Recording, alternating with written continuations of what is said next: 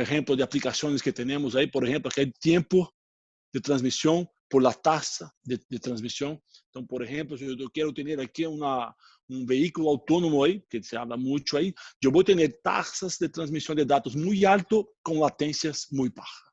Entonces, esto va a estar todo por radio, vamos a tener que convertir nuestra red de radio por estos tipos de comunicaciones. Entonces, cuando se mira la cantidad de información por tiempo de transmisión, ahí tiene ahí que hacer un diseño, posiciones de las antenas, tipo de antenas, si es de macrocélulas, microcélulas, cómo vamos a tener los equipos ahí en la antena y principalmente la conexión que va a tener esa antena para poder transmitir toda esa cantidad de datos de acá con una latencia muy baja.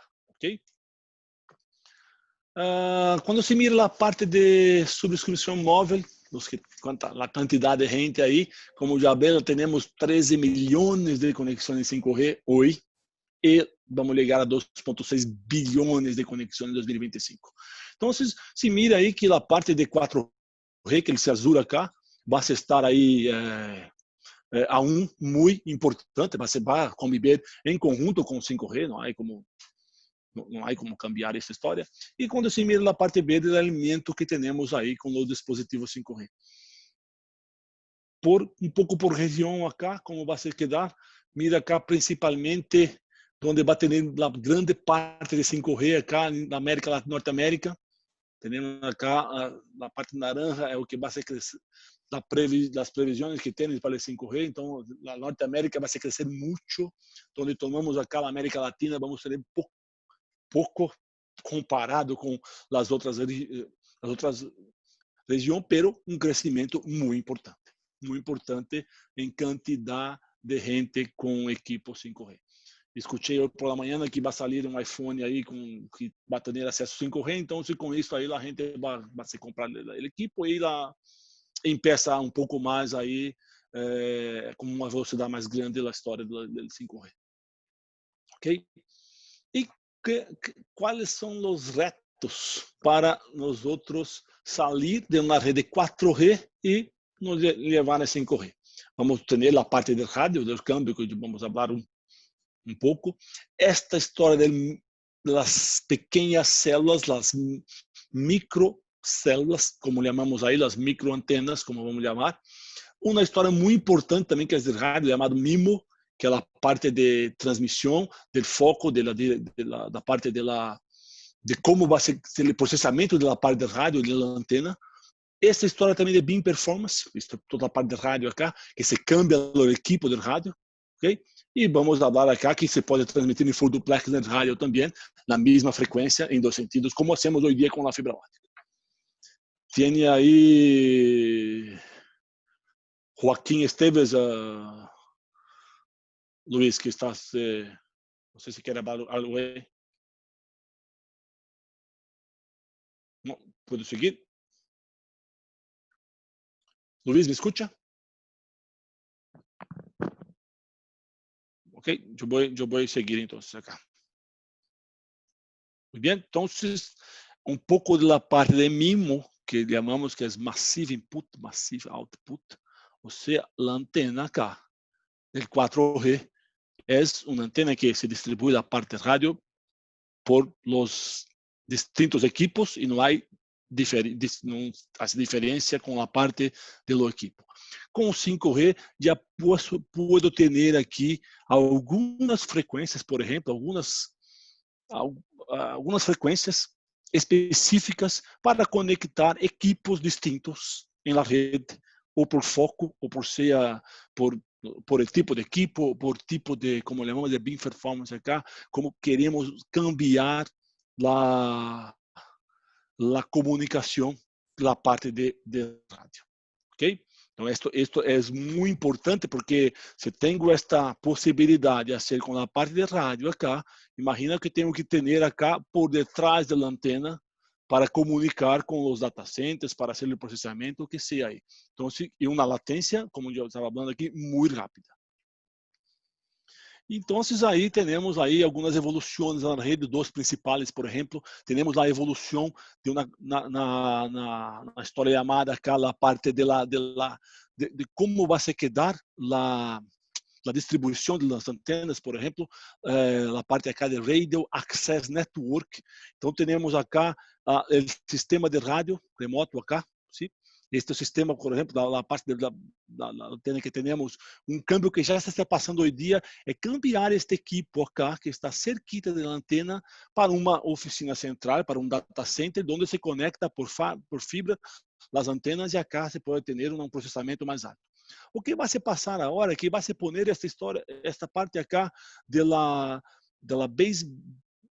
baseband unit para a nuvem. Então, se vai se quedar em algum data center aí para ter muitas coisas que se fazem por equipo, muitas vezes vai ser por software. Então, é um câmbio muito importante que vai se passar com a parte dos equipos de rádio, de la rede, como vai ser essa transmissão acá, e uma outra coisa, a história da quantidade de fibra para conectar essas antenas aí, e dentro de uma cidade que já está com a infraestrutura llena, já não temos espaço. Então, os produtos hoje em dia são todos desenhados pensando em ter esta história cá para se conectar as antenas de forma muito fácil e muito econômica. Ok? Então, a evolução 1 é a história que vamos tomar aí, a nosso sistema que temos acá, que está cerca. Aí se chama, a gente de rádio se chama, temos aqui um front hall muito pequenito com fibra, que se está cerca da antena. Quando se mira aí, o container que está cerca da antena, vai ter um cabo de fibra se conectando a parte de rádio, que está arriba da antena, e um backhaul acá, onde se hace a conexão por distintas formas hasta a oficina central. O que passa agora é que esses dois equipos acá saem de cerca da antena e se cambia acá para a oficina central. Então, temos um front hall acá de fibra muito alto. Então, com isso aí, se alimenta muito a quantidade de fibra que você vai ter na rede, e principalmente agora, a nova evolução que está tendo, o novo câmbio, é sacar estes equipos que estão na oficina central e poner na nuvem. E muitas vezes, alguma das funções que tem o equipo, ter aí um software fazendo o mesmo. É o que se chama C-RAN, que se chama Cloud RAN. Esta é a evolução que vai se ter na parte de rádio. Há alguns consórcios aí, fazendo aí a história dessa transformação. Então, há um chamado RAN, que tem algumas empresas que se de muitas coisas acá, estão se escrevendo as normas, tudo mais. Outro chamado Telecom Infra Project, okay? Onde está o Facebook, onde está a Telefônica, algumas empresas fazendo o desenho para se ter uma parte que se chama de Open Software, Open System, onde os sistemas vai estar aberto para ter a interconexão por diversos equipos. Então, há dois importantes consórcios aí que há no mundo hoje em dia, discutindo, falando um pouco sobre esse tipo de evoluções. Ok? A segunda evolução é a parte da fibra óptica, a densificação. Vamos sair daqui de células de grande distâncias, de grandes células grandes, para a história chamada microcélulas. Então, a densificação, onde vamos ter o aumento da taxa de transmissão e uma fiabilidade muito alta com a história de latência, a taxa, como estamos falando acá. Isto acá todo requer uma quantidade muito mais grande de fibra para desplegar. Ok? Então, o que passa é que, por exemplo, temos a central, onde estamos em 4G hoje em dia, acá, temos aí uma conexão de fibra óptica. Recorda a história de backhaul, front haul, o que temos acá? Então, temos um backhaul de fibra do equipo que vai estar acá, da base unit, cerca da antena hasta o sistema de rádio que está acá, um sistema de fibra, ok? A ideia é cambiar este equipo acá para uma oficina central. Então, vamos ter um front hall de fibra com muito mais fibra do que teníamos no passado, e agora com as microcélulas, onde vamos ter todo esse sistema de possibilidade de conexões de rádio com MIMO, Massive MIMO, Beam Performance. Vamos ter aí uma quantidade de fibra aí de 5 a 24 fibras por microantena. Então, se tem aí uma quantidade de fibra que se tem que desplegar muito alta para se poder ter essa transmissão de dados em altíssimas taxas com uma latência muito, muito baixa. Muito bem? Hablando um pouco da história del 5G, se mira que cambia onde se vai tener os equipos, como vamos aí a poner, ou onde vamos poner os equipos, o que vai ser um equipo, vai ser um software, que seja. O que passa é que esta evolução de data centers é muito importante. Então, temos data centers, ele chamamos de hyper scales, data center que se mide os data centers em megawatt. Então, temos data centers muito grandes, com mais de 20 megawatts, 30 megawatts. Uma estrutura acá mais pequenita, onde podemos poner em la nossa oficina central para se ter a história do edge computing, ou seja, o processamento da informação mais cerca do usuário, mais cerca do dispositivo que se requer para ter uma latência e uma fiabilidade muito mais alta. E pequenitos, e data centers mais pequenos, com 2 megawatts, onde vai ter um container, vai ter um ponto específico em la rede para ter essa história da computação ou do processamento da informação mais cerca possível do ponto onde se requer essa informação. Então, este é um ponto muito importante. A evolução de 5G se passa por la evolução também dos data centers. Também, neste caso, aí, há 2 consórcios aí liderando esta evolução, escrevendo as normas. Um acá que se habla muito da parte de hardware, chamado Open Computer Project. É um que se habla muito da parte de hardware, da parte dos equipos, como vamos fazer a construção do data center.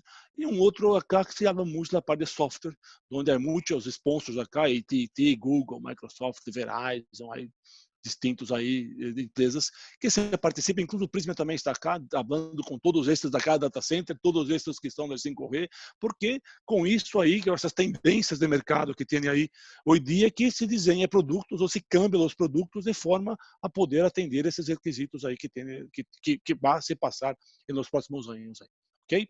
Então esses são os 2 consórcios também de data center que temos. Uma história toda da rearquitetura da oficina central. Então, vamos cambiar a nossa oficina central, que temos muito cobre, para fibra óptica, ok? E com isso, com essa história da fibra, os equipos em fibra são muito mais pequenos para se trabalhar. Então, vamos ter aqui muito espaço disponível em la oficina para poder, incluso, ter acá um premium colocation, ou seja, eu posso alquilar posições da minha oficina central, que agora eu hice uma conversão para um data center, posso vender esse serviço agora também para outras empresas, porque minha oficina central está posicionada em pontos na cidade estratégicos que se podemos ter aí um processamento muito cerca do ponto que se deseja ter a informação. Ou seja, com essa história de IoT, a história da taxa muito alta, isso aqui é um câmbio muito importante e, además, se pode ter, además da rede que vai se ter, o que tem com a rede, se pode ter aí também um revenue por la parte de se cambiar para um data center de colocation, como seja. Ok? Muito bem? E por isso, com esta quantidade agora de data centers, de antenas, há uma evolução muito grande da interconexão. Então, temos aí algumas gerações aí, na década de 90, cá temos os cabos